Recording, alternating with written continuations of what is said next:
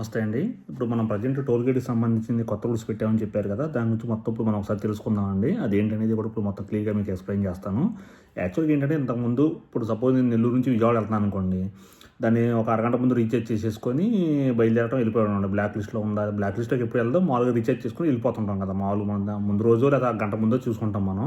ఇప్పుడు మనకేంటంటే మొత్తం కొత్త రూల్స్ తీసుకొచ్చారు. ఫిబ్రవరి 17, 2025 అంటే ఈ రోజు నుంచి అనమాట. అదేంటంటే చిన్న ఎగ్జాంపుల్ చెప్తాను ఇప్పుడు మీకు. మనం టోల్ గేట్ రీఛార్జ్ చేసుకోవాలి. డీయాక్టివేషన్ ఉంది ఫర్ ఎగ్జాంపుల్. డీయాక్టివేట్ అయిపోయింది. సో, దానికి మనం ఏంటంటే ఉదయం 9 గంటలకు గనక డీయాక్టివేట్ అయిపోయింది అనుకోండి. మీరు 70 మినిట్స్‌లో అంటే 10:10 కల్లా దానికి సంబంధించింది రీఛార్జ్ ఏదో ఒకటి చేసుకోవాలి. కేవైసీ సంబంధించిన సమాచారం మొత్తం చేసేసుకోవాలన్నమాట. అంటే 70 నిమిషాలు, గంట 10 నిమిషాలండి. ఈ గంట 10 నిమిషాలు దాటిందనుకోండి. సో, దానికి మనం ₹100తో రీఛార్జ్ చేసుకుంటే ₹200 పెనాల్టీ కింద పే చేయాల్సి వస్తుందన్నమాట. గంట 10 నిమిషాలు టైం ఇచ్చారన్నమాట కరెక్ట్ దానికి. ఈ రీఛార్జ్‌కి సంబంధించింది ఒకటే కాదు. ఇప్పుడు కేవైసీ డీటెయిల్స్ మనం ఒకసారి పెండింగ్ వచ్చి చాసిస్ నెంబర్, ఇంజిన్ నెంబర్ ఒకసారి డిఫరెన్స్ వస్తుంటాయి. ఈ దేనికి సంబంధించింది కూడా మొత్తం డీయాక్టివేట్ అయిపోద్దండి డైరెక్ట్‌గా. సో, దేనైనా సరే మనం అది డీయాక్టివేట్ అయితే మనకు ఆటోమేటిక్ మెసేజ్ వస్తుంది కదా! ఆ డీయాక్టివేట్ అయిన దానికి ఏంటంటే మన కరెక్ట్‌గా సంబంధించి దాన్ని 70 మినిట్స్‌లో చేసుకుంటే మళ్ళీ మనకు యాక్టివేట్ అయ్యిద్ది. ప్రాబ్లమ్ ఏం లేదు. కానీ లేట్ అయితే మాత్రం 1 మినిట్ దాటిపోయిన 70 మినిట్స్‌కి అది మళ్ళీ డీయాక్టివేట్ అయిపోతే దానికి డబుల్ పేమెంట్ చేయాల్సి వస్తుందన్నమాట. అదొక ప్రాబ్లమ్ అండి. ఇంకొకటి వచ్చేసి ఏంటంటే మనం అకౌంట్‌లో డబ్బులు ఉంటాయి. Toll gate దాటిద్ది.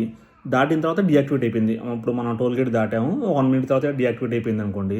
అప్పుడు కూడా మనకి డబుల్ పెనాల్టీ కట్టాల్సి వస్తుందండి. ఎందుకంటే మన టోల్ గేట్ అమౌంట్‌లో డబ్బులు కట్ అయిపోయి 9కి కట్ అయిపోయింది అనుకుందాము. 9:10 లోపు దాకా మన టోల్ గేట్ అలాగే యాక్టివేషన్ ఉండాలండి. ఒకవేళ 9:07 డీయాక్టివేట్ అయిపోయింది అనుకోండి. ఇప్పుడు మనం పేమెంట్ చేసింది కూడా బ్లాక్ లిస్ట్‌లోకి వెళ్ళిపోతే దానికి కూడా డబుల్ పేమెంట్ చేయాలి. మనం కూడా అక్కడ ఇబ్బంది పడాల్సి వస్తుందండి. అర్థమైంది కదా మీకు? సో, ఇంతకుముందు ఏంటంటే మనకు కట్ అయిపోయి మనం టోల్ గేట్ దాటితే ఏంటంటే డీయాక్టివేట్ అయిపోయినా మనకి పాత టోల్ గేట్ దాటేసామంటే మనకు పెద్ద ఇబ్బంది ఉండేది. ఇప్పుడు అలా కాదండి. కట్ అయిన తర్వాత 10 నిమిషాల వరకు మన టోల్ గేట్‌ది యాక్టివేషన్‌లో ఉండాలండి. 10 నిమిషాల లోపు ఇప్పుడు గనక డీయాక్టివేట్ అయిపోయింది అనుకోండి. ఇప్పుడు చేసిన పేమెంట్ కూడా నెక్స్ట్ రీచార్జ్ చేసే డబుల్ పేమెంట్ అయిపోద్ది. 10 నిమిషాల దాకా కూడా మనం కూడా యాక్టివేట్ అంటే బ్యాలెన్స్ కొంచెం ఎక్కువ ఉంచుకోవడం మంచిదన్నమాట.